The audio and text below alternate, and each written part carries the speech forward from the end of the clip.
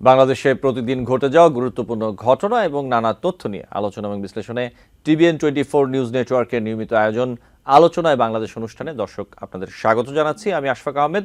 আজকের অনুষ্ঠানে আমাদের সাথে অতিথি হিসেবে যুক্ত আছেন ডক্টর সাব্বির আহমেদ, অধ্যাপক রাষ্ট্রবিজ্ঞান বিভাগ, ঢাকা বিশ্ববিদ্যালয়।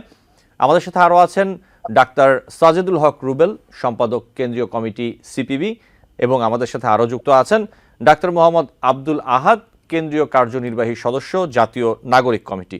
আপনাদের তিনজনকে আমি স্বাগত জানাচ্ছি আলোচনায় বাংলাদেশ অনুষ্ঠানে। আপনাদের সাথে আলোচনা শুরু করার আগে আমি কয়েকটি তথ্য একটু তুলে ধরতে চাই। প্রথমে যে তথ্যটি আমার হাতে রয়েছে তা হচ্ছে নোবেলজয়ী অর্থনীতিবিদ ডক্টর মোহাম্মদ ইউনূসের বিরুদ্ধে শ্রম আইনে করা 5 মামলার কার্যক্রম বাতিলে হাইকোর্টের দেয়া রায়ে কোনো আইনি দুর্বলতা এবং হস্তক্ষেপের প্রয়োজনীয়তা খুঁজে পাওয়া যায়নি বলে আদেশে উল্লেখ করেছেন সুপ্রিম কোর্টের আপিল বিভাগ। এটি বাংলাদেশের সময় শনিবার ডক্টর মোহাম্মদ ইউনূসের পক্ষে আইনজীবী মুস্তাফিজুর রহমান খান আদালতের আদেশের বিষয়টি জানান। এটি ডক্টর মোহাম্মদ ইউনূসের বিরুদ্ধে যখন শ্রম আদালতে 5টি মামলা হয়েছিল তখন তিনি গ্রামীণ টেলিকমিউনিকেশনসের চেয়ারম্যান ছিলেন। প্রস্তাবিত ট্রেড ইউনিয়ন ঘিরে কর্মী চাকরিচ্যুতির অভিযোগে 2019 সালে মামলাগুলো করা হয়। এবং এরপর যে তথ্যটি তা হচ্ছে যে আমেরিকার national security adviser Jake Sullivan তিনি বলেছেন যে শেখ হাসিনার পতনে আমেরিকার যে কোনো ভূমিকা নেই, সেটা ভারতীয় ঊর্ধ্বতন কর্মকর্তারাও বিশ্বাস করেন। তিনি বলেছেন ঢাকায় যা ঘটেছে তার নেপথ্যে ওয়াশিংটনের হাত থাকতে পারে বলে যে ধারণা তৈরি হয়েছে তা ভিত্তিহীন এবং ভুয়া। ভারতের শীর্ষ পর্যায়ের কর্মকর্তারাও বিশ্বাস করেন না যে বাংলাদেশের ঘটনার সঙ্গে আমেরিকার কোনো সংশ্লিষ্টতা আছে, এবং এর আগে হাসিনাকে উৎখাতে আমেরিকার কোনো ভূমিকা নেই বলে হোয়াইট হাউসের পক্ষ থেকেও জানানো হয়েছিল। এরপর আরেকটি তথ্য একটু দিই, তা হচ্ছে যে আমেরিকার ওয়াশিংটন ডিসিতে অনুষ্ঠিত হতে যাওয়া নবনির্বাচিত প্রেসিডেন্ট ডোনাল্ড ট্রাম্পের ন্যাশনাল প্রেয়ার ব্রেকফাস্ট অনুষ্ঠানে অংশগ্রহণের জন্য দাওয়াত পেয়েছেন বিএনপির ভারপ্রাপ্ত চেয়ারম্যান তারেক রহমান। বিএনপি চেয়ারপারসনের প্রেস উইংয়ের সদস্য শায়রুল কবির খান গণমাধ্যমকে পাঠানো এক বার্তায় তথ্য জানিয়েছেন। তিনি জানিয়েছেন তারেক রহমান ছাড়াও বিএনপি মহাসচিব মির্জা ফখরুল ইসলাম আলমগীর ও স্থায়ী কমিটির সদস্য আমির খসরু মাহমুদ চৌধুরীকে আমন্ত্রণ জানানো হয়েছে। এবং এরপর যে তথ্যটি তা হচ্ছে -2 ফর্মুলা অকার্যকর, যে যতই চেষ্টা করুক এটি অকার্যকরই থাকবে। এটি লন্ডনে চিকিৎসারত সাবেক প্রধানমন্ত্রী ও বিএনপি চেয়ারপারসন বেগম খালেদা জিয়াকে দেখতে হিথ্রো বিমানবন্দরে পৌঁছানোর পর সাংবাদিকদের এই কথা বলেছেন বিএনপির স্থায়ী কমিটির সদস্য মির্জা আব্বাস। এবং একই সাথে যদি দেখি যে এদিকে দ্রুত নির্বাচন হলে সব সংকট কেটে যাবে, এমনটা মন্তব্য করেছেন বিএনপি মহাসচিব মির্জা ফখরুল ইসলাম আলমগীর। কেন দ্রুত জাতীয় নির্বাচন চান তার ব্যাখ্যায় তিনি বলেছেন, নির্বাচনটা হলে আমাদের যে শক্তি সেই শক্তি হবে বৃহৎ, সরকার থাকবে, পার্লামেন্ট থাকবে, অনেক কিছু শক্তিশালী হবে, যে সংকটগুলো সৃষ্টি হয়েছে সেগুলো দূর হয়ে যাবে। এবং এরপর আরেকটি তথ্য একটু দেই, ক্ষমতাচ্যুত আওয়ামী লীগ আগামী ত্রয়োদশ সংসদ নির্বাচনে অংশ নিতে পারবে কিনা তা জানতে তফসিল ঘোষণা পর্যন্ত অপেক্ষা করতে বলেছেন প্রধান নির্বাচন কমিশনার AMM নাসির উদ্দিন। সিলেটে সাংবাদিকদের প্রশ্নের উত্তরে তিনি বলেছেন যে আপনি যে আরেকটা বিশেষ দলের কথা বলছেন, দেখেন আমাদের কাজ হলো যখন আমরা শিডিউল ঘোষণা করি তার আগে যে কটা দল নিবন্ধিত থাকে ওদের মধ্যে একটা সুন্দর নির্বাচন আয়োজন করা। সময় আসুক, দেখবেন কারা কারা নিবন্ধিত অবস্থায় থাকে, যারা যারা থাকবে তাদের নিয়ে নির্বাচন করব আমরা, অপেক্ষা করুন, আমরা অপেক্ষা করে দেখি, ওই সময় পর্যন্ত একটু অপেক্ষা করে দেখি, তিনি আবারও বলেছেন।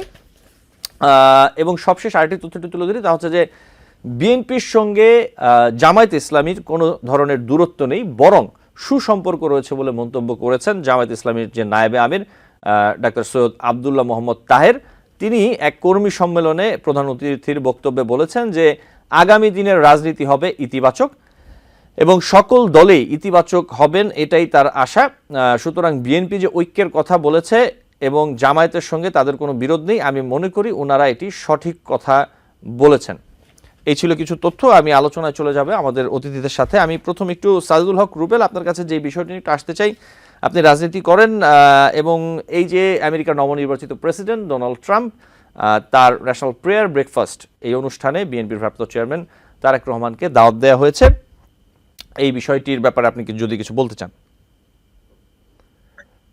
এটা বলবার মতো তেমন কোনো বিষয় নয় যে কেউ যে কাউকে দাওয়াত দিতে পারে। তবে আমি আশেপাশে যে প্রতিক্রিয়াগুলো খেয়াল করছি, বাংলাদেশ জাতীয়তাবাদী দলের বিভিন্ন নেতা কর্মী সমর্থকদের মধ্যে এই সংবাদটি খুব আশার জায়গা দেখিয়েছে তাদের কাছে এবং তারা খুব আশাবাদী হয়ে উঠেছে। তবে এই যে প্রবণতাটা যে আমেরিকা কারো দিকে হেললে তারা খুশি হয়ে যান, আমেরিকা কারো সাথে আমরা দেখেছি বিগত সরকারে দেখেছি আহ আহ, হাসিনাকে হাসিনার মেয়ে সহ হচ্ছে বাইডেনের সাথে একটা সেলফি তুলেছে এবং সেলফি তোলার পর তাদের বাংলাদেশের যে নেতা কর্মীরা ছিল সেই স্বৈরাচারের, তারা এটাকে ব্যাপকভাবে সামাজিক মাধ্যমে প্রচার দিচ্ছে, হ্যাঁ বাইডেনের সাথে সেলফি তোলা হয়েছে। এবং আমরা দেখেছি ওবায়দুল কাদের আবার বক্তৃতাও বলছে সব ম্যানেজ হয়ে গেছে, সব আন্ডারগ্রাউন্ডে ম্যানেজ হয়ে গেছে। তো এই যে একটা প্রবণতা, এই প্রবণতাটা আমার কাছে খারাপ, প্রতিক্রিয়াটা খারাপ আর কি। যে তাই আমি খুশি হব কেন, হ্যাঁ আমি ইয়া হব কেন আর কি। আমার বাংলাদেশে আবার দেখছি আমরা যে আমাদের এখানে ঘাপটি মেরে থাকা যে আওয়ামী লীগের সমর্থক রয়েছে, তারা খুব খুশি ট্রাম্প জিতে যাওয়ার কারণে। না, কিন্তু ঠিক আছে, সাইদুল হক রুবেল, আমি আবার হচ্ছে প্রশ্নটি, বিরোধী যারা আছে তাদের আবার মন খারাপ, জি বাইডেন আমি জিতে যাবে। প্রশ্নটি যে বাইডেন কারণে, জিতুক ট্রাম্প জিতুক, কে কাকে চায়ের দাওয়াত দিল দিল না, ঠিক আছে, তাতে বাংলাদেশের মানুষের কিছু যায় আসে না। ঠিক আছে, এটা বিশেষ দলের ক্ষেত্রে এটা খুব আশাব্যঞ্জক জি ব্যাপার। সাইদুল হক ঠিক আছে, রুবেল, যে আমি যদি তাদেরকে একটু দাওয়াত প্রশ্ন দিয়েছে। করতে পারি আপনাকে, এই প্রশ্নটি আমি যে কারণে আপনাকে করেছি অথবা এই ব্যাপারটি আমি উত্থাপন করেছি যে একটি নির্দিষ্ট দলের, একটি রাজনৈতিক দলের একাধিক ব্যক্তিকে দাওয়াত দেওয়ার কথা আমরা জানতে পেরেছি, কিন্তু এটি তো শুধু বিএনপিকেই, আমরা এখনো জানি না অন্যান্য কোনো রাজনৈতিক দলকে এই ধরনের দাওয়াত অথবা রাজনৈতিক দলের কাউকে, কোনো নেতাকে দাওয়াত দেওয়া হয়েছে কিনা। এই জন্য আমি বলতে চাচ্ছি যে এই যে ট্রাম্পের যে একটি অনুষ্ঠানে বিশেষভাবে দাওয়াত পাওয়া, এই বিষয়টি আসলে আপনি যেটা বলছিলেন যে অনেকে খুশি হচ্ছে, অনেকে অখুশি হচ্ছে, এবং এই বিষয়গুলো, এই যে বিশেষভাবে দাওয়াত পাওয়ার বিষয়টি আসলে কি মেসেজ দেয়? জি এটি একটি বেশ মেসেজ দিচ্ছে আর কি, যে মার্কিন যুক্তরাষ্ট্র বা আমরা কমিউনিস্ট, আমাদের ভাষায় ওই মার্কিন সাম্রাজ্যবাদ, ঠিক আছে, তার এখন যে নতুন যে মোড়ল আসবেন, তিনি বিএনপির মাথায় হাত দিচ্ছেন। ঠিক আছে, তিনি তাকে আশীর্বাদ করছেন। তো এই আশীর্বাদ হচ্ছে বিএনপি কি করতে পারে, যে যা যে যে কাউকে আশীর্বাদ করতে পারে। ঠিক আছে, কিন্তু জনগণ একটা ব্যাপারটা একটু ভিন্ন ভাবে দেখবে বলে আমি আশা করি। এত কিছুর পরেও, হ্যাঁ এত কিছুর পরেও হচ্ছে জনগণ হচ্ছে ওই আমেরিকায় বৃষ্টি পড়লে ঢাকাতে ছাতা ধরবে কিনা, হ্যাঁ এটা দেখার একটা বিষয়ের জায়গা আছে। এবং জি এটা একটু ব্যাপার আছে যে তারেক জিয়া কেন, ঠিক আছে, বাংলাদেশে তো একটা সরকার আছে, সেই সরকারের প্রধান আছেন। ঠিক আছে, তো আমি জানি না, আমাদের প্রচার মাধ্যমে যেটুকু আমি দেখেছি দেশি বিদেশি, তাতে কোথাও আর কি আমি শুনিনি যে বাংলাদেশের যারা হচ্ছে দায়িত্বশীল যারা আছেন, সরকারে যারা আছেন, তাদেরকে কাউকে এই ব্যাপারে দাওয়াত দিয়েছেন কিনা। তো তাদেরকে টপকে গিয়ে সম্ভাব্য বড় বিরোধী দল বা সম্ভাব্য ক্ষমতায় যেতে পারেন বড় রাজনৈতিক দল, ঠিক আছে, অতীতের পরিসংখ্যান গুলো থেকে যা পাওয়া যায়, অতীতের ভোটের বিভিন্ন ভোটের পরিসংখ্যান থেকে যা পাওয়া যায়, বা ক্ষমতার যে হিসাব করলে, হল অফ ফেম হিসাব করলে যা পাওয়া যায়, তাতে সম্ভাব্য আগামী শক্তি হতে পারে বিএনপি। তারা আমেরিকা ভাবছে তাই, বা জি ট্রাম্প ভাবছে তাই, তাই ট্রাম্প তাকে দাওয়াত দিয়েছে। তবে এটা একটু খুবই, আমি বলি যে রাজনৈতিক ভাবে যদি দেখি বা কূটনৈতিক ভাবে দেখি, এটা কিন্তু স্লাইটলি ওভার স্টেপিং।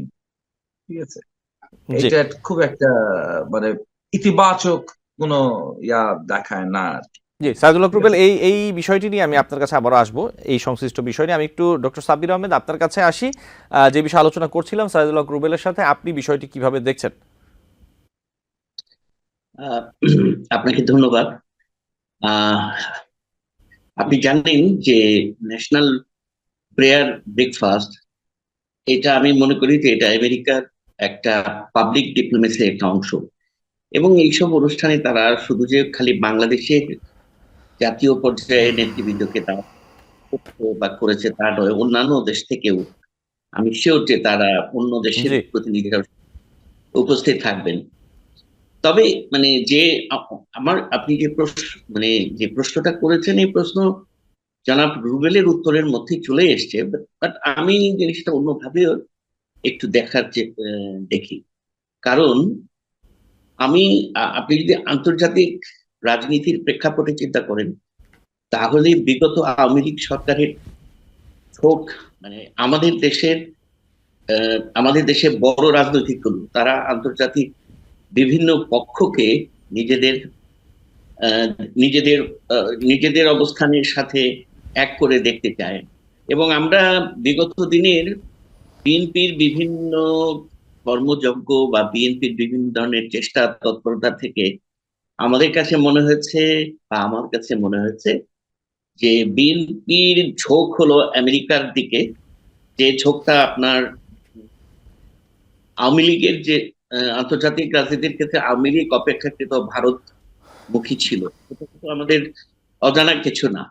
ভারতের সাথে আওয়ামী লীগের যে সম্পর্ক, সেই সম্পর্ক থেকেই এটা আমরা বুঝতে পারি যে তারা ভারতমুখী ছিল। এখন এটা তো আমরা সমালোচনা করতেই পারি, সমালোচনা তো করিও আমরা, যে আসলে আমাদের এগুলোর সাথে আমাদের জনগণের স্বার্থের কোনো সম্পর্ক নেই।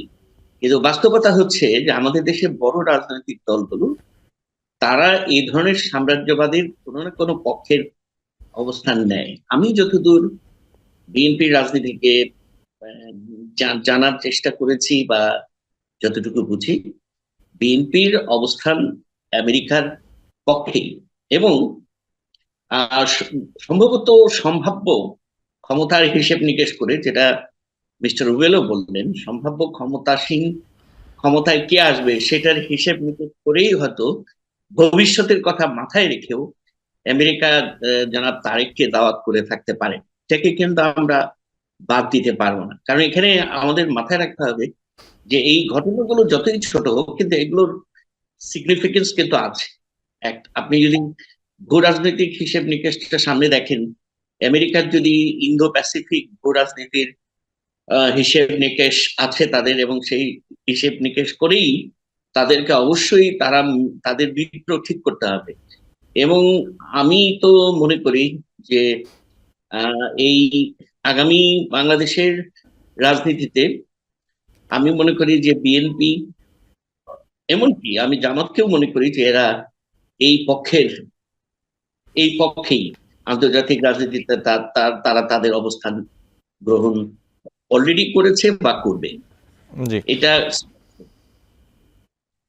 জি ডক্টর সাবির আহমেদ, ডক্টর সাবির আহমেদ কি আছেন আমাদের সাথে? জি জি জি আছে। জি জি জি বলুন। জি না, আমি সেটাই বলছি যে আমরা যতই সমালোচনা করি যে এই দলগুলো তারা কোনো না কোনো সাম্রাজ্যবাদী শক্তির ছত্র ছায়ায় তারাও তাদের রাজনীতি করে, কিন্তু সেটাই বাস্তবতা। জি তারা কোনো না কোনো পক্ষের সাথে তারা আছে। এবং বিএনপি যে একটা প্রো আমেরিকান একটা অবস্থান নিয়ে বাংলাদেশের রাজনীতি করছে, এটা তো মানে এই দলটির বিভিন্ন কর্মতৎপরতা কর্মযোগ্য থেকেই বোঝা যায়। সুতরাং বিএনপির অবস্থান যে ভারতের বিপক্ষে, ভারতের আমরা আমরা বিগত সরকারের সময়ে বা আওয়ামী লীগের রাজনীতির দিক থেকে, আন্তর্জাতিক রাজনীতির অবস্থানগত দিক থেকে আওয়ামী লীগ হচ্ছে ভারতের দিকে, বিএনপি হচ্ছে আপনার আমেরিকার দিকে তার অবস্থান নিয়েছে এবং তারা নেবে ভবিষ্যতে। তো এইসব হিসাব নিকেশ আমি যেটা বলার চেষ্টা করেছি, যে আমেরিকার যে ইন্দো প্যাসিফিক ভূ রাজনীতির হিসেব নিকেশ, দক্ষিণ এশিয়াকে ঘিরে, সেই হিসেব নিকেশে কিন্তু আপনার বিএনপি সম্ভবত তাদের পছন্দের দল হবে বলে আমি মনে করি। জি ডক্টর সাবির আহমেদ, আপনাকে ধন্যবাদ। আমি আবার আসবো আপনার কাছে। আমি একটু আব্দুল আহাদ আপনার কাছে আসতে চাই যে এই বিষয়টাতে একই বিষয় আসলে এই বিষয়টি আপনি কিভাবে দেখছেন? এটির আসলে রাজনৈতিক সিগনিফিকেন্স, পলিটিক্যাল সিগনিফিকেন্স কিছু আছে বলে আপনি মনে করেন কিনা, অথবা আপনি কিভাবে দেখছেন বিষয়টি? জি, ধন্যবাদ আপনাকে।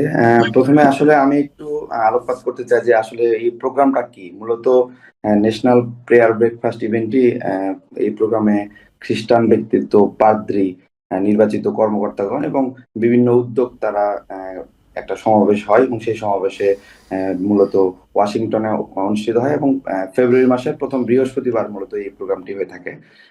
এটা মূলত আগে প্রেসিডেন্সিয়াল প্রেয়ার ব্রেকফাস্ট নামে পরিচিত ছিল, এবং 1970 সালে সেটি মূলত ন্যাশনাল প্রেয়ার ব্রেকফাস্ট হিসেবে প্রতিষ্ঠা পায়। মূলত এটা একটা ইন্টারন্যাশনাল পলিটিক্স এবং ফরেন ডিপ্লোমেসি সবকিছু মিলেই সব দিক কেন্দ্রভূমিতে পরিণত হয়েছে মার্কিন পলিসিতে।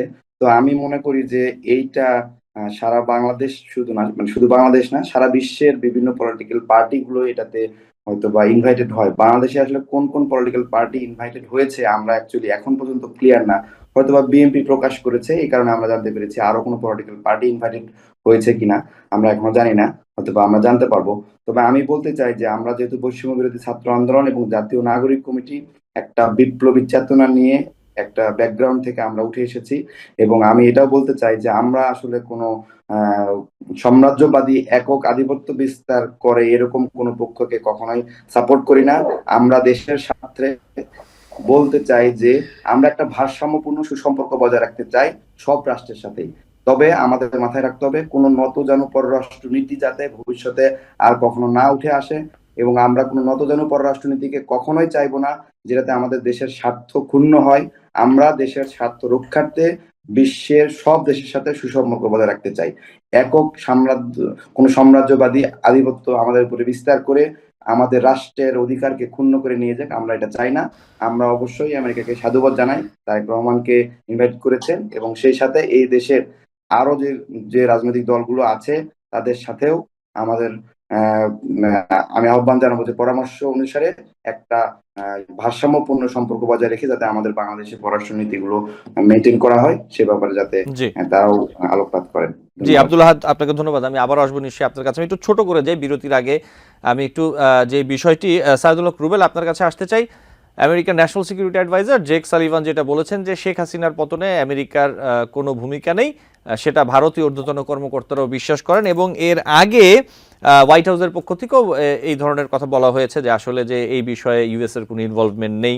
আমি আসলে যে প্রশ্নটি রাখতে চাই যে এই প্রশ্নগুলো আসলে উঠছে কেন অথবা উঠে কেন, যে ইউএস এর ইনভলভমেন্ট, অমুকের ইনভলভমেন্ট, মানে বিদেশি যে বিষয়টা আছে এই ইনভলভমেন্টের প্রশ্নটি আসলে আসে কেন, এই প্রশ্নটি করা হয় কেন, এবং তাদের এই বিষয়গুলো ক্লিয়ারিফাই কেন করতে হয় আসলে সাইদুল হক রুবেল? আসলে বাংলাদেশ শুধু না, সারা পৃথিবীতে একটা রেজিম চেঞ্জের ক্ষেত্রে খুব গুরুত্বপূর্ণ ভূমিকা মার্কিন যুক্তরাষ্ট্র দীর্ঘদিন ধরে পালন করে আসছে। দীর্ঘদিন ধরে পালন করে আসছে। সেটা ইউক্রেন বলেন, জর্জিয়া বলেন, লাটভিয়া বলেন, টিউনিশিয়া বলেন, মিশর বলেন, সিরিয়া বলেন, সব জায়গায় তারা পালন করে আসছে। লিবিয়াতে বলেন, সব জায়গায় তারা পালন করে আসছে। এবং বাংলাদেশেও আপনি দেখবেন যে জনতার যে স্বতঃস্ফূর্ত আন্দোলনের মধ্য দিয়ে, ছাত্র জনতার যে রক্তাক্ত অভ্যুত্থানের মধ্য দিয়ে বাংলাদেশে যে পট পরিবর্তন ঘটলো, এই পট পরিবর্তনের পর আন্তর্জাতিক ক্ষেত্রে কিংবা ভূ রাজনৈতিক ক্ষেত্রে আমেরিকা কিন্তু বেশ নিজেকে উইনিং একটা ভাব দেখাবার চেষ্টা করেছেন। এবং আমার আছে একটু আগে ডক্টর সাব্বির স্যার যেটা বলেছেন তার সাথে একটু দ্বিমত আছে, যদিও তিনি রাষ্ট্রবিজ্ঞানের অধ্যাপক, আমি একজন খুদে রাজনৈতিক কর্মী, আমি রাজনীতিক ছাত্রই বলতে পারেন আর কি। তারপর আমার একটা ভিন্ন মত আছে বা একটা প্রশ্ন আছে যে আওয়ামী লীগ কি মার্কিন বিরোধী ছিল, নাকি মার্কিন মানে আমেরিকার সাথে তার সম্পর্কটা একটা ব্যর্থ প্রেমিকের মতো। সে বারবার চেষ্টা করেছে মার্কিন সাম্রাজ্যবাদ বা মার্কিন যুক্তরাষ্ট্রের সমর্থন আদায় করতে, কিন্তু সমর্থনটা সে আদায় করতে পারে নাই। কিন্তু তারা খুব চেষ্টা করছে, ঠিক আছে, এবং তারা খুব অদ্ভুত একটা রাজনীতি করেছে যে একদিকে তারা রাশিয়ার সাথে সম্পর্ক রাখবে, চায়নার সাথে সম্পর্ক রাখবে, আবার একদিকে তারা প্রত্যাশা করে আমেরিকার সাথে সম্পর্ক রাখবে, আবার ভারতের সাথে সম্পর্ক রাখবে। যেখানে ভারত এবং চীনের একটা বৈরী সম্পর্ক আছে, সেখানে চীনকে দিয়েও কাজ করিয়েছে ভারতের, এবং সেটাকে নিয়ে তারা একসময় খুব বাহাবা কুড়ানোর চেষ্টা করেছে। কিন্তু তারা যেটাই বলুক, যে তো বাকওয়াস কথাবার্তা বলুক, কিন্তু বাস্তবতা যেটা হচ্ছে যে মার্কিন লবিতে ঢুকতে ব্যর্থ হয়েছিল, তাই বলে সে মার্কিন বিরোধী নয়, ঠিক আছে। এবং বিএনপিও যে একেবারে আপনার যে ভারত বিরোধী, ঠিক আছে, সেটাও কিন্তু বলা যায় না, ঠিক আছে। তারাও তো রাষ্ট্র ক্ষমতায় থেকেছে, সে সময়ও তো অনেকগুলো ব্যাপার স্যাপার আমরা দেখেছি, বাংলাদেশের মানুষ দেখেছি, আমরা জেনেছি, এবং আমাদের মনে আছে অনেক কিছুই। তো এই সবকিছু মিলিয়ে যে বিষয়টি যে আপাতত বলা যায় যে ভূ রাজনৈতিক ক্ষেত্রে হচ্ছে আমেরিকা মনে করতে পারে, বা তখন তারা এমন একটা ভাব নিয়েছেন যে তাদের এখানে হচ্ছে সুবিধা হচ্ছে। জি। আহ এই যে সাইদুল হক রুবেল, আমি হয়েছে। একটু, জি তবে আমার কাছে এটা মনে হয় একটু বাড়িয়ে বলার মতো, আগে ভাগে বলার মতো আর কি। মানে ঠাকুর ঘরে খেয়ে রে আমি কলা খাই না, এই টাইপের একটা ব্যাপার, যে আগে বলার দরকার। ঠিক আছে, বাংলাদেশের জনগণ কি সেই জায়গায় পৌঁছেছে? ঠিক আছে, এখানে জি নানা রকম বিশ্লেষণ আছে। তবে সেই বিশ্লেষণ গুলো থেকে আগামী দিনে হয়তো আরো বহু বছর পর হয়তো আরো অনেকগুলো প্রশ্ন উঠতে পারে, কিন্তু এখন এই প্রশ্ন আমার কাছে মনে হচ্ছে, এবং এটা আরো বেশি কথা যে ভারতের কর্মকর্তারা বিশ্বাস করেন না, ভারতের নেতৃত্ব বা ঊর্ধ্বতন নেতৃত্ব বিশ্বাস করেন না। এটা বলবার প্রয়োজন কি? ভারত কি বিশ্বাস করলো কি করলো না, তাতে বাংলাদেশের কি জি সমস্যা? ডক্টর ভারত সাইদুল হক বলতেই রুবেল, পারে আমাকে এটা একটি আমেরিকা বিরতি নিতে হবে। বলেছে। আমি ছোট্ট করে একটি বিরতি নেই, বিরতি থেকে ফিরে আবার আপনাদের সাথে আলোচনা চালিয়ে যাব। ধন্যবাদ। দর্শক, আলোচনায় বাংলাদেশ অনুষ্ঠানে নিচ্ছি ছোট্ট একটি বিরতি, সাথে থাকবেন। টিবিএন 24 টেলিভিশন দেখতে আজই কল করুন 7187776556। লগ ইন করুন www.totalcablebd.com। দর্শক, আলোচনায় বাংলাদেশ অনুষ্ঠানে আপনাদের আবারও স্বাগত জানাচ্ছি। আমাদের সাথে আছেন তিনজন অতিথি। আমি সরাসরি প্রশ্নে চলে যাব। আমি একটু ডক্টর সাব্বির আহমেদ আপনার কাছে আসতে চাই। বিরতির আগে যে বিষয়টি নিয়ে কথা বলছিলাম, একই বিষয় নিয়ে, এই যে জেক সালিভান যে কথাটি বলেছেন যে শেখ হাসিনার পতনে আমেরিকার কোনো ভূমিকা নেই, সেটি ভারতীয় ঊর্ধ্বতন কর্মকর্তারাও বিশ্বাস করেন, এবং যে বিষয়গুলো নিয়ে কথা বলছিলেন সাইদুল হক রুবেল, এই বিষয়ে আপনি যদি কিছু যোগ করতে চান। না, ঠিকই আছে, আমি ওনার সাথে দ্বিমত করি না। উনি যে কথাটি বলেছেন এটা সত্য, যে কোনো দুইটি রাষ্ট্রের মধ্যে সম্পর্কের ক্ষেত্রে, দ্বিপাক্ষিক সম্পর্কের ক্ষেত্রে আপনার পার্মানেন্ট কোনো নাই।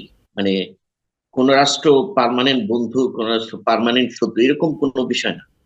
হ্যাঁ, আরেকটা জিনিস হলো যে আহ আমেরিকা এবং ভারতের সাথে আমরা দেখেছি বিগত সরকারের সময় যে সম্পর্ক, যেটা উনি বলেছেন যথার্থই বলেছেন।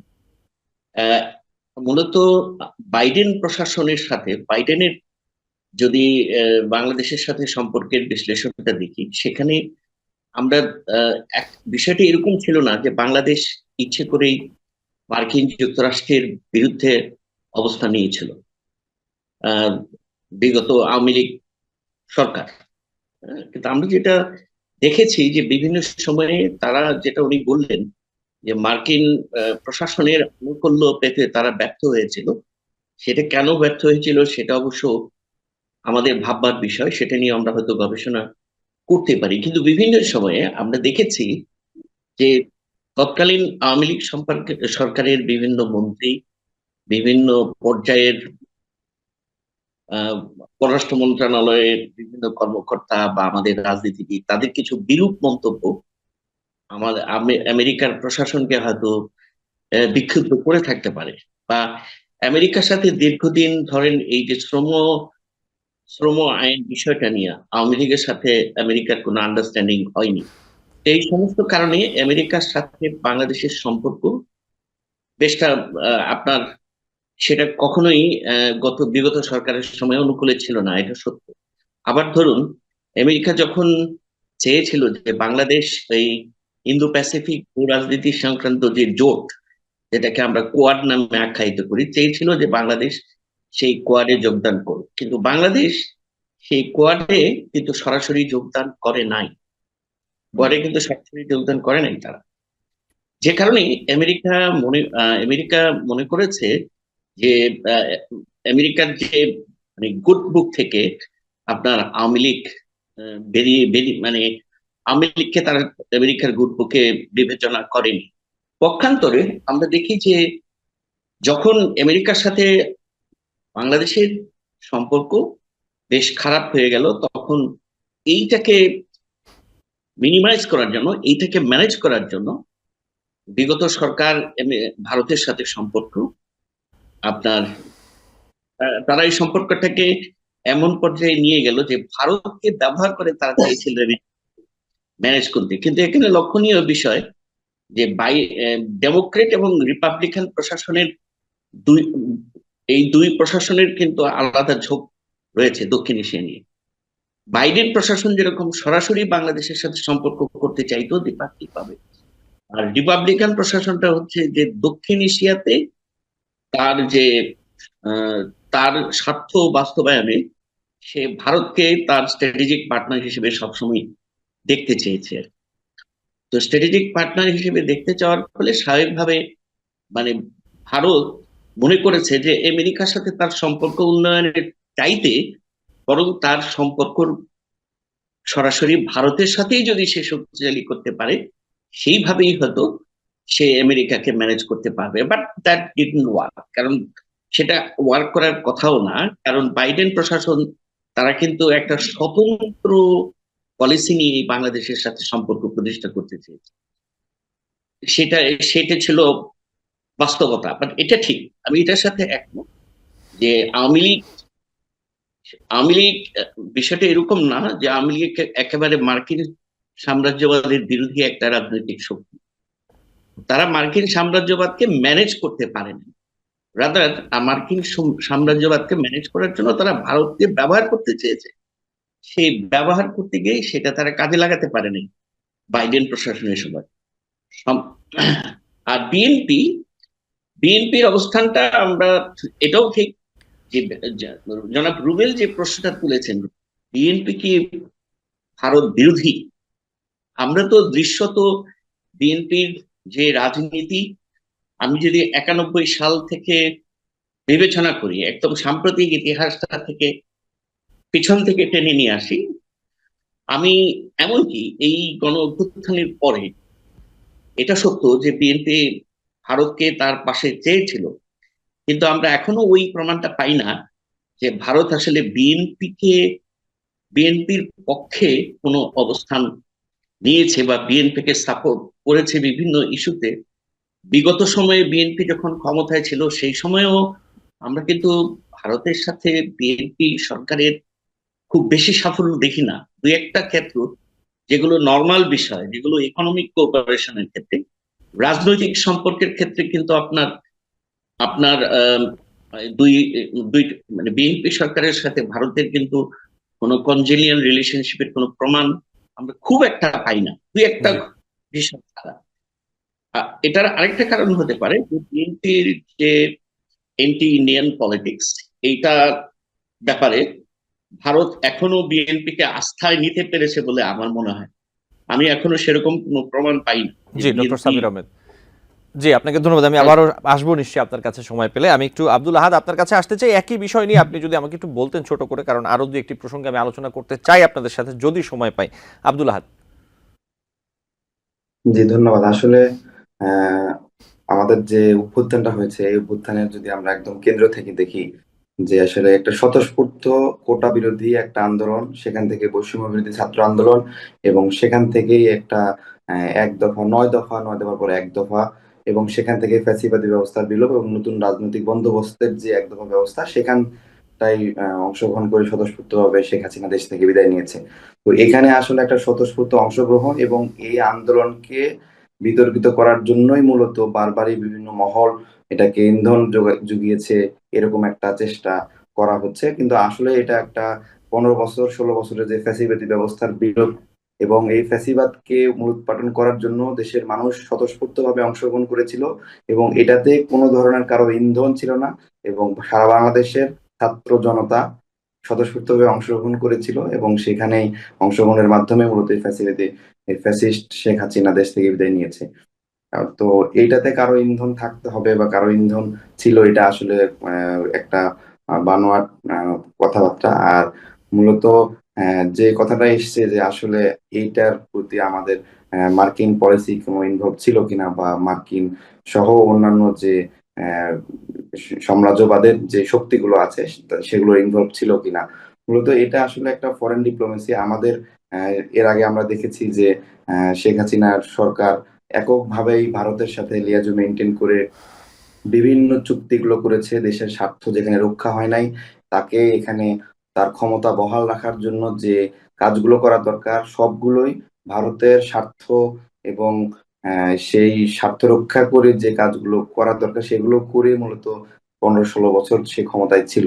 তো আমরা বলতে চাই যে আসলে এরকম কোন শক্তি আসলে দেশপ্রেমিক যারা আছেন, যারা সচেতন নাগরিক আছেন, তারা সবাই বুঝেন যে এই দেশের স্বার্থ কোনটা ছিল, এবং এই দেশের স্বার্থ রক্ষা করার জন্য মূলত এই আন্দোলনটা হয়েছে এবং সচেতন ছাত্র জনতা জি, এটাতে অংশগ্রহণ করেছিল। আব্দুল আহাদ, আমি একটু অন্য একটি প্রশ্ন নিয়ে আপনার কাছে আসি এবং এই বিষয়টি নিয়ে আলোচনা করব আপনাদের সাথে। আমি একটু তুলে ধরি, সেটা হচ্ছে জাতীয় সংসদ নির্বাচনের আগে স্থানীয় সরকার নির্বাচনের পক্ষে জাতীয় নাগরিক কমিটি সংগঠনটি মনে করে স্থানীয় সরকার নির্বাচনের প্রক্রিয়া শুরু করার মতো পরিস্থিতি এখনই আছে। আগামী 2-3 মাসের মধ্যে সরকার তা শুরু করে যুগপৎভাবে স্থানীয় সরকার ও জাতীয় নির্বাচন চালাতে পারে। এটি আপনাদের কেন্দ্রীয় নির্বাহী সদস্য আলাউদ্দিন মোহাম্মদ এই কথাটি বলেছেন এক অনুষ্ঠানে। আমি যে প্রশ্নটি আপনার কাছে রাখতে চাই এবং তার সাথে আরেকটি বিষয় একটু যোগ করি, বিএনপি মহাসচিব মির্জা ফখরুল ইসলাম যেমনটা বলেছেন যে দ্রুত নির্বাচন হলে সব সংকটই কেটে যাবে। তিনি মূলত জাতীয় নির্বাচনের কথা বলেছেন। আমাকে যদি একটু বলতেন যে আপনারা কোন জায়গাগুলোতে আসলে মনে করছেন, ভ্যালিড রিজনগুলো কি যে এখন এই যে পরিবেশ আছে স্থানীয় সরকার নির্বাচনের, জাতীয় নির্বাচনের আগে স্থানীয় সরকার নির্বাচনের কথা যে আপনারা বলছেন, এর পক্ষে আসলে আপনাদের যুক্তিগুলো কি? আচ্ছা, ধন্যবাদ। আসলে স্থানীয় সরকার নির্বাচনগুলো একদম রুট লেভেল থেকে শুরু হয়, এবং আসলে রাজনৈতিক যে পক্ষগুলো আছে সারা বাংলাদেশের, এখন রাজনৈতিক পক্ষগুলো যদি চিন্তা করে থাকেন আপনারা, তাহলে দেখবেন যে বিএনপি, জামাত বা আরো যে রাজনৈতিক দলগুলো আছে, তারা ঐক্যবদ্ধভাবেই সবাই মিলে বৈষম্য বিরোধী ছাত্র আন্দোলনের নেতৃত্বে অংশগ্রহণ করে এই আন্দোলনটা হয়েছিল। কিন্তু আপনারা দেখেছেন যে দেশে একটা ফ্যাসিবাদী ব্যবস্থা বিলোপ করার জন্য যে আন্দোলনটা হয়েছে, সেখানে রাষ্ট্রযন্ত্রের যে সংস্কারটা প্রয়োজন, সেই সংস্কারটা আসলে ওইভাবে এখনো সম্পন্ন করা যায় নাই। কিন্তু প্রান্তিক জনগণকে নির্বাচনমুখী করতে এবং স্থানীয় সরকার নির্বাচনটা খুবই বেশি জরুরি। স্থানীয় সরকার নির্বাচন যদি প্রান্তিক জনগণের অধিকারটা রক্ষা করতে পারে, তাহলে স্থানীয় সরকার নির্বাচনের মাধ্যমেই একটা দেশের জনগণ সবাই নির্বাচনমুখী হবে, এবং সব দলের তখন অংশগ্রহণের মাধ্যমে এবং সংস্কারকে নিশ্চিত করে মূলত নির্বাচনকে জি, নির্বাচনমুখী করা আব্দুল যাবে। আহাদ, এখানে একটি প্রশ্ন উঠছে, আমি একটু বলি যে এই বিষয়টি যেটি দেখেছি বিভিন্ন জায়গায়, যে প্রশ্নটি হচ্ছে এরকম যে যেহেতু আপনারা একটি নতুন রাজনৈতিক দল আনছেন, যেটি এবং আপনারা হয়তোবা অনেকে বলছেন যে জাতীয় নাগরিক কমিটি আগে স্থানীয় সরকার নির্বাচনের কথা বলছে, যাতে তারা আসলে তাদের স্থানীয় পর্যায়ে নির্বাচনগুলো করে তাদের শক্তিটা একটু বুঝতে পারে এবং আর একটু ভালো মতো গোছানোর সুযোগ পায়, এবং জাতীয় নির্বাচনে যাওয়ার ক্ষেত্রে তাদের যাতে ফিল্ড ওয়ার্কের সুবিধা হয়, এগুলো এই ধরনের কথাও আছে। এখন কিন্তু বিএনপি অথবা অন্যান্য রাজনৈতিক দল কিন্তু তারা জাতীয় নির্বাচন নিয়ে কথা বলছে, স্থানীয় নির্বাচন নিয়ে তারা কেউ কথা বলছে না। তো এই বিষয়টি আপনি কি বলবেন এই ব্যাপারে? জি, ধন্যবাদ। আসলে আপনি দেখেন যে দেশে একটা অভ্যুত্থান হয়েছে এবং দেশে একটা পরিবর্তন হয়েছে। আপনি যদি খেয়াল করেন যে দেশের প্রত্যেকটা দেয়ালে দেয়ালে কি কোথাও লেখা আছে আগে নির্বাচন চাই? দেশের কোন জনগণ কি লিখেছে যে আমরা নির্বাচন চাই? আমরা চাই সংস্কার, আমরা চাই ফ্যাসিবাদী ব্যবস্থার না বিলোপ। আব্দুল হাদ, যদি বিষয়টা হচ্ছে যে যখন আন্দোলন হয়েছে শেখ হাসিনার সরকার অথবা আওয়ামী লীগ সরকার পতনের এক দফা দাবিতে, তখনও কিন্তু বলা হয়নি যে আমরা সংস্কার চাই। সেই প্রসঙ্গে আমি যাচ্ছি না। আমি যেটা বলতে চাচ্ছি যে স্থানীয় নির্বাচনটাকে কেন প্রায়োরিটি দিচ্ছেন আপনারা জাতীয় নির্বাচনের আগে, এর পক্ষে আসলে যুক্তগুলো কি যদি একটু দর্শকদের উদ্দেশ্যে তুলে ধরতেন। স্থানীয় সরকার নির্বাচন, আসলে দেখেন স্থানীয় পর্যায় থেকে জনগণের অধিকারকে নিশ্চিত করাটা বেশি সহজ। আপনি স্থানীয় সরকারকে যদি রেখে আগের ফ্যাসিবাদী ব্যবস্থার স্থানীয় সরকার ব্যবস্থায় এখনো চেয়ারম্যান, সদস্য, ইউপি, তারপরে যত স্থানীয় সরকার নির্বাচনের যারা লোকজন আছেন, ওদেরকে রেখে যদি আপনি জাতীয় সরকার নির্বাচন দেন, একটা রাষ্ট্র সরকার গঠন করেন, তাহলে আপনি এক্সিকিউশন করবেন স্থানীয় পর্যায়ে জনগণের অধিকার কাদের মাধ্যমে? ওই ফ্যাসিবাদী ব্যবস্থার মানুষজনের মাধ্যমে আপনি কি এক্সিকিউশন করবেন? যদি স্থানীয় সরকার নির্বাচনের মাধ্যমে যারা এই পরিবর্তনটা এনেছে এবং এই পরিবর্তন করতে চায়, দেশপ্রেমিক যারা আছেন, তারা যদি স্থানীয় পর্যায় থেকে সংস্কারটা শুরু করে একটা দেশের কাঠামো স্ট্রাকচার ডেভেলপ করতে পারে, তাহলে তো আপনি দেশের প্রান্তিক পর্যায়ে জনগণের অধিকারটা নিশ্চিত করতে পারতেছেন। কিন্তু আপনি যদি স্থানীয় সরকার নির্বাচন না দেন, তাহলে স্টিল যারা ফ্যাসিবাদী ব্যবস্থার আহ, অধীনে থেকে নির্বাচন করেছে এবং তারাও বহাল তবিয়তে আছে, আপনি রাষ্ট্র সংস্কার করে একটা জাতীয় নির্বাচন দিয়ে ক্ষমতায় চলে গেছেন, কিন্তু স্থানীয় সরকার নির্বাচন না দিয়ে তাদেরকে রেখেই এই স্থানীয় পর্যায়ে আহ, অধিকারটা নিশ্চিত করতে চাচ্ছেন, তাহলে তো সংস্কারটা সম্ভব না। আমরা দেখতে চাই যে স্থানীয় পর্যায়ে নির্বাচন অনুষ্ঠানটা সম্ভব কিনা। জি, ওকে, আপনাকে ধন্যবাদ আব্দুল আহাদ। আমি একটু সাইদুল হক রুবেল, এই ব্যাপারে আপনার মতামত জানতে চাই। আপনি এই ব্যাপারে কি বলবেন যে আসলে আগে কি স্থানীয় পর্যায়ে স্থানীয় নির্বাচন দিয়ে শুরু করলে ভালো হবে, টেস্ট কেস হবে সরকারের জন্য অথবা নির্বাচন কমিশনের জন্য, নাকি জাতীয় নির্বাচনটা আগে হওয়া উচিত? আপনি কি মনে করেন? স্থানীয় নির্বাচন করবার দায় দায়িত্ব এই অন্তর্বর্তীকালীন সরকারকে জনগণ দেয়নি। জনগণের যে গণতন্ত্র সেটা জনগণের কাছে ফিরিয়ে দিতে হবে, এবং সেটা ফিরে আসবে জাতীয় নির্বাচনের মাধ্যমে। এবং এই সময়কালে যতগুলো সংস্কার হবে, এই সমস্ত সংস্কারগুলোকে যদি লেজিটিমেশন দিতে হয়, তাহলে আমার সংসদে, সংবিধানে সেটাকে অন্তর্ভুক্ত করতে হবে। সংবিধানের সংস্কার থেকে শুরু করে সমস্ত সংস্কার প্রক্রিয়াগুলোই কিন্তু আলটিমেটলি আইনে পরিণত হবে, স্টেবল হবে আফটার দ্য পার্লামেন্টারি অ্যামেন্ডমেন্ট। আমরা যেভাবে করে অধ্যাদেশ জারি করে এই ঘটনাগুলো ঘটাচ্ছি, সেটা দিয়ে কিন্তু আমরা একটা ভবিষ্যতে এটাকে একটা বায়বীয় জায়গায় চলে যাবে। এরকম প্রস্তাব গুলো একটা প্রস্তাবই থেকে যাবে, সমস্ত সংস্কারের পরিকল্পনাগুলো একটা খসড়া জায়গায় রয়ে যাবে, যার কোনো প্রভাব পড়বে না। ফলশ্রুতিতে এই যে এখন মানুষের মধ্যে একটা স্বৈরতন্ত্রের বিরুদ্ধে, এবং সেটা যে কোনো ধরনের, যে কোনো রঙের স্বৈরতন্ত্রের বিরুদ্ধে, যে কোনো বিদেশি প্রভুদের আধিপত্যের বিরুদ্ধে এখনকার মানুষের যে সচেতনতা আছে, মানুষের যে চেতনার যে সংস্কার হয়েছে এবং চেতনার এখন যে জায়গায় এসছে, সেটাকে আস্তে আস্তে নানা ঘটনায় সেটা কিন্তু বিলীন হচ্ছে, সেটা নেমে যাচ্ছে। খুব বেশি সময় যদি আপনারা নেন, তাহলে অতীতের যে অপশক্তিগুলো আছে তারা রিঅর্গানাইজড হবে, এবং এই বিষয়টা আপনারা দেখছেন না। আপনার ব্যাপারটা এরকম হচ্ছে, আমি বলি সোজা এবং সাপটা কথা, ঠিক আছে, অনেকে মনে আঘাত পেতে পারে, যে বিষয়টিকে এই অন্তর্বর্তীকালীন সরকারের মেয়াদকালকে দীর্ঘ করবার জন্য এই একটি প্রসেসের মধ্যে আপনারা প্রবেশ করতে যাচ্ছেন। যে রুটিন ওয়ার্ক গুলো আপনাদের করা দরকার ছিল অন্তর্বর্তীকালীন সরকারের, সেই রুটিন ওয়ার্ক গুলো বহু ক্ষেত্রে করার ক্ষেত্রে তারা ব্যর্থ হচ্ছেন সেই রুটিন ওয়ার্ক গুলো করার ক্ষেত্রে। সেটা আইন শৃঙ্খলার প্রশ্নে বলেন, সেটা দ্রব্যমূল্য নিয়ন্ত্রণের কথা বলেন, উল্টো আবার করের বোঝা জনগণের উপর চাপিয়ে দেওয়া হচ্ছে। এইভাবে করে যে মানুষকে ক্ষুব্ধ করা হচ্ছে, এবং সেই ক্ষুব্ধতা যত বেশি লিঙ্গারিং করবেন, যত বেশি লম্বা সময় নেবেন, ঠিক আছে, তত ভয়ঙ্কর পরিস্থিতির দিকে যাবে। ফলে দ্রুত যেটা করতে হবে, প্রয়োজনীয় সংস্কার করে মানুষের গণতন্ত্র মানুষের কাছে ফিরিয়ে দিতে হবে, মানুষের ভোটাধিকার মানুষের কাছে ফিরিয়ে দিতে হবে, এবং সেই ভোটাধিকার ফিরিয়ে দেওয়ার জন্য একটি অবাধ নির্বাচন করতে হবে, একটা নিরপেক্ষ নির্বাচন করতে হবে, এবং জাতীয় নির্বাচন। জি সাইদুল হক রুবেল, আমাদের সময় একদম শেষ, আমাকে ক্ষমা করবেন, নিশ্চয়ই এই বিষয়গুলো নিয়ে আলোচনা করব। ডক্টর সাব্বির আহমেদ, আপনি যদি শেষ কথা কিছু বলতে চান, একদম ছোট করে। আসলে না, আমি স্পষ্ট কথা বলতে চাই এই বিষয়ে, সেটা হলো যে জাতীয় নাগরিক কমিটি যে অবস্থানটা নিয়েছে স্থানীয় নির্বাচন করার বিষয়ে, আমি এইটিকে সমর্থন করি, এবং আমি মনে করি আগেই স্থানীয় নির্বাচন হওয়া দরকার। কারণ 5ই আগস্টের পরে আমাদের যে স্থানীয় সরকার কাঠামোগুলো একদম ছিন্ন বিচ্ছিন্ন হয়ে গেছে। বহু লোক সেই স্থানীয় সরকারের মানে দায়িত্ব থেকে তারা পালিয়ে গেছে।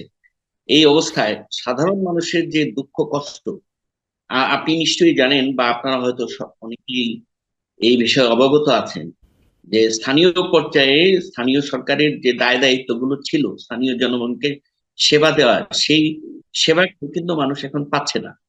সুতরাং ইমিডিয়েটলি আমি মনে করি যে স্থানীয় সরকারের নির্বাচন আগে হওয়াটা খুবই জরুরি বলে মনে করি। তাদের এই উদ্যোগকে তাদের এই অবস্থানকে আমি সমর্থন করি। জি, ডক্টর সাব্বির আহমেদ, আপনাকে ধন্যবাদ। আমাদের সময় একদম শেষ। নিশ্চয়ই অন্য কোনো দিন এই বিষয়গুলো নিয়ে এবং অন্যান্য বিষয় নিয়ে আপনার সাথে এবং আপনাদের সাথে কথা হবে।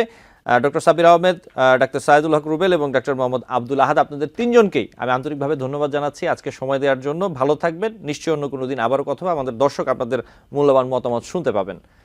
দর্শক, আলোচনায় বাংলাদেশ অনুষ্ঠানে আজ এই পর্যন্তই। পরবর্তী অনুষ্ঠান দেখার আমন্ত্রণ জানিয়ে বিদায় নিচ্ছি।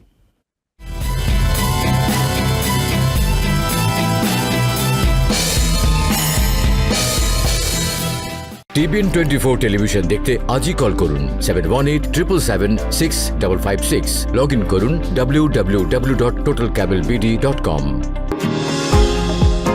নিউ ইয়র্ক থেকে সম্প্রচারিত TBN 24 টেলিভিশন বিশ্বজুড়ে বাঙালির কণ্ঠস্বর।